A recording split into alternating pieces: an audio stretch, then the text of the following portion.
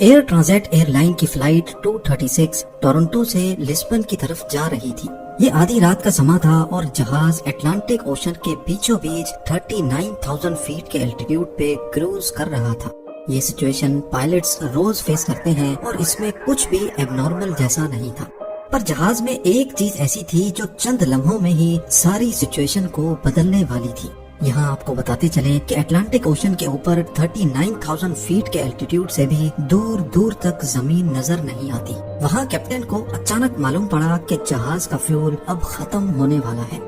ये दोनों पायलट्स के लिए एक बहुत ही खौफनाक सिचुएशन थी, क्योंकि अटलांटिक ओशन के ऊपर फ्यूल खत्म होने का सिर्फ एक ही मतलब है और वो है मौत। ये वाकया पेश आया था 23 अगस्त 2001 को टोरंटो पियर्सन एयरपोर्ट पे एयर ट्रांजिट एयरलाइन के एयरबस A330 को टोरंटो से लिस्बन जाने के लिए प्रिपेयर किया जा रहा था। ये 7 घंटे की नॉन स्टॉप फ्लाइट होने वाली थी और इसीलिए इसमें 48 मीट्रिक टन फ्यूल डाला गया और प्रिपरेशन के बाद इसमें बोर्डिंग का अमल शुरू कर दिया गया। इस वक्त लोकल टाइम के हिसाब से रात के 9 बज रहे थे। फ्लाइट 236 में 293 पैसेंजर्स और 2 पायलट समेत 13 क्रू मेंबर्स सवार हो गए। Flight captain 48 years old Robert Piche थे, जिनको 16,000 आवर्स का फ्लाइट एक्सपीरियंस था। फर्स्ट ऑफिसर 28 साला डग डीगर थे और इनके पास भी 5,000 घंटों का एक्सपीरियंस था, जिसमें से 400 घंटे इन्होंने यही जहाज एयरबस A330 फ्लाई किया था। जहाज की बात की जाए तो ये उस वक्त का state of the art Airbus का A330 मॉडल था, जो सिर्फ 2 ही साल पुराना था।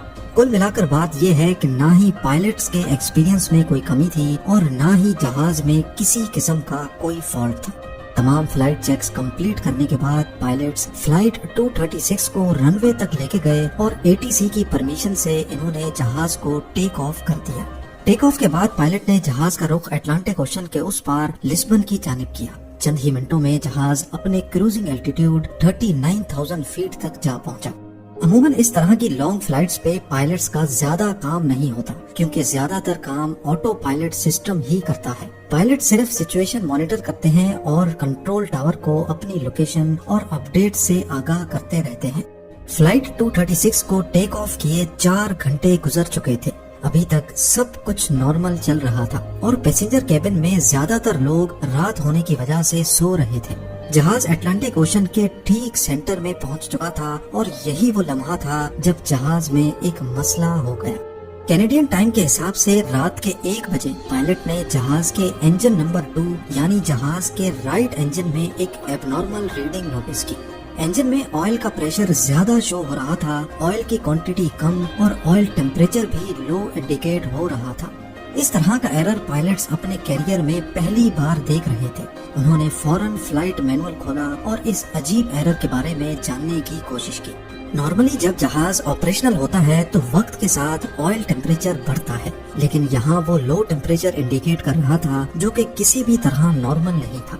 उनको फ्लाइट मैनुअल में इस एरर के बारे में कोई इन्फॉर्मेशन ना मिल सकी। पायलट्स ने कनाडा में एयर ट्रांजिट के मेंटेनेंस यूनिट से कांटेक्ट किया और उनको इस एरर के बारे में आगाह किया।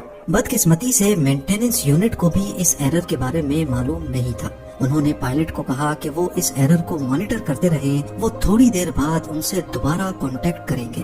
अगरचे जहाज के राइट इंजन में ऑयल की फॉल्टी रीडिंग्स शो हो रही थी, लेकिन परवाज में किसी किस्म का भी कोई मसला नहीं था। पायलट्स ये सोचकर रिलैक्स हो गए कि शायद कोई फॉल्टी सेंसर ऑयल की गलत रीडिंग्स दे रहा है। लेकिन आधे घंटे के बाद कैप्टन के सामने एक और एडवाइजरी मैसेज डिस्प्ले हुआ। ये मैसेज ऑयल से रिलेटेड नहीं बल्कि फ्यूल से रिलेटेड था। कमर्शियल एयरलाइंस का फ्यूल उनके विंग्स में इक्वली डिस्ट्रीब्यूटेड होता है और ये नोटिस किया गया कि फ्लाइट 236 के दोनों विंग्स में एक जितना फ्यूल नहीं है। राइट विंग में फ्यूल की क्वांटिटी लेफ्ट के मुकाबले में कम थी।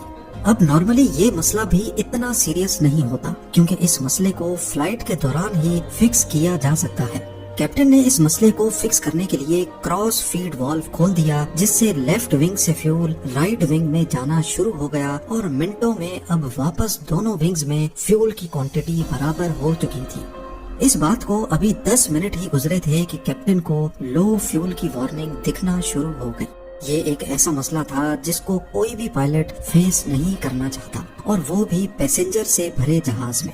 पायलट ने देखा कि राइट विंग में दोबारा से फ्यूल कम हो गया है और अब दोनों विंग्स को मिलाकर भी इतना फ्यूल भी नहीं है जिससे लिस्बन पहुंचा जा सके। अब की बार मामला सीरियस हो चुका था। अटलांटिक ओशन के बीचों बीच प्लेन को डाइवर्ट करने के ज्यादा ऑप्शन भी मौजूद नहीं थे।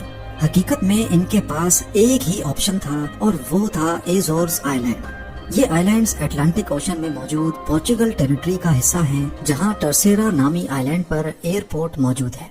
कैप्टन ने पहली फुर्सत में सेना मेरिया एटीसी से राब्ता किया और उनको बताया कि वो इस एयरपोर्ट पे फ्यूल शॉर्टेज की वजह से लैंड करने जा रहे हैं। पर अभी तक पायलट को भी कंफर्म नहीं था कि वो इस एयरपोर्ट तक पहुंच भी पाएंगे या फिर उनको ओशन में ही लैंड करना पड़ेगा। इस वक्त जहाज में 7 टन फ्यूल बचा था, यानी करीब 7000 केजी। देखने में तो ये बहुत ज्यादा है, लेकिन असल में ये A330 की फ्यूल कैपेसिटी का सिर्फ 6% फ्यूल था और वो भी बहुत तेजी से कम होता जा रहा था। पर सवाल ये है कि आखिर फ्यूल कम ही क्यों हो रहा था? क्या इस बार भी कोई फॉल्टी सेंसर गलत रीडिंग दे रहा था या फिर असल में फ्यूल की कमी थी? फ्यूल का कम होना सिर्फ एक सूरत में मुमकिन है कि कहीं ना कहीं से फ्यूल लीक हो रहा हो।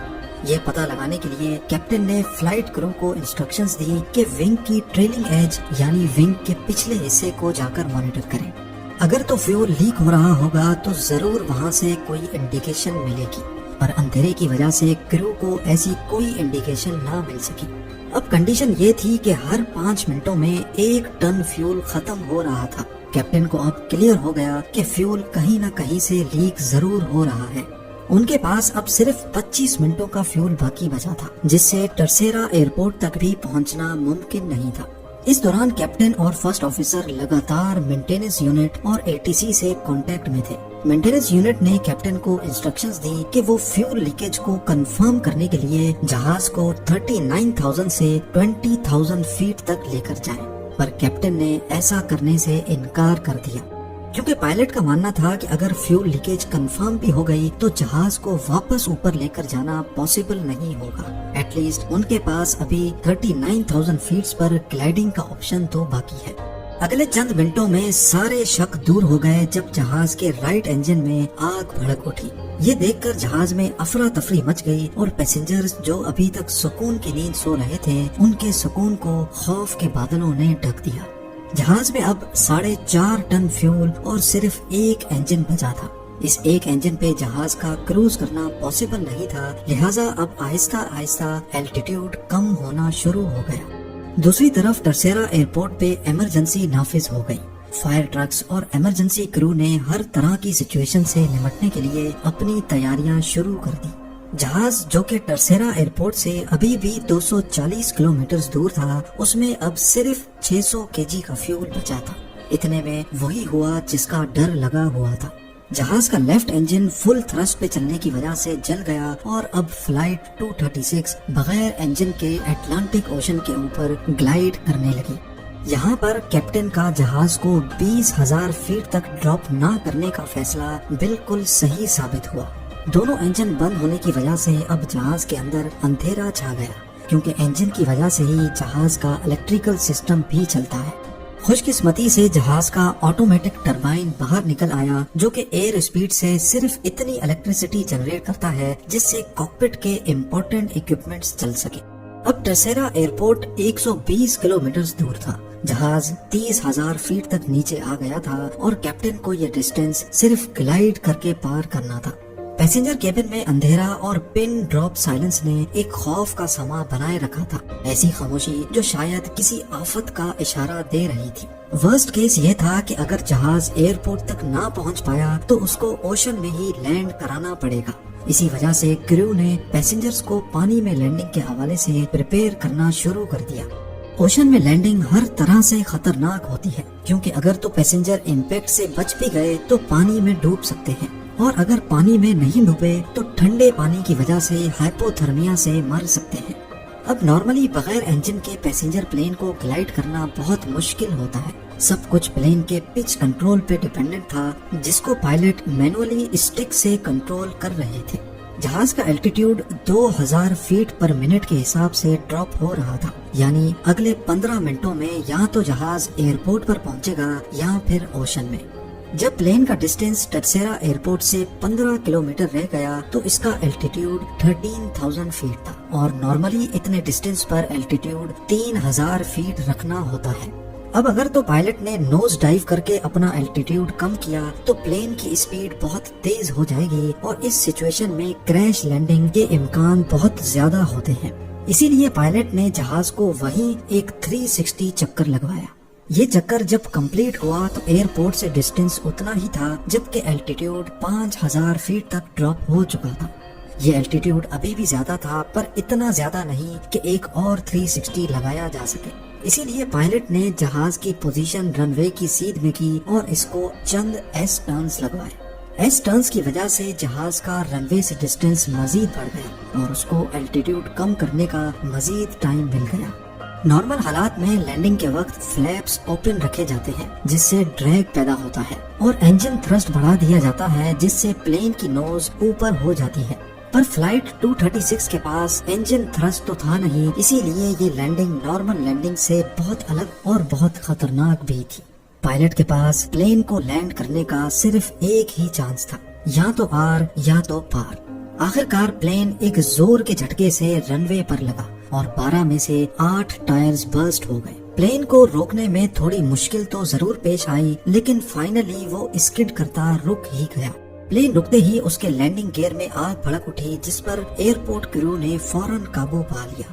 فلائٹ 236 ایویشن ہسٹری کا وہ پہلا اور آخری پیسنجر پلین تھا جس نے بغیر انجن کے سب سے زیادہ ٹائم تک گلائیڈ کرنے کا ریکارڈ بنایا۔ رائٹ انجن میں فیول لیکیج کے حوالے سے جب انویسٹیگیشن ہوئی تو معلوم پڑا کہ ٹورنٹو میں ٹیک آف سے پہلے مینٹیننس کرو نے انجن کا ایک پارٹ چینج کیا تھا، لیکن وہ پارٹ کسی اور پلین کا تھا۔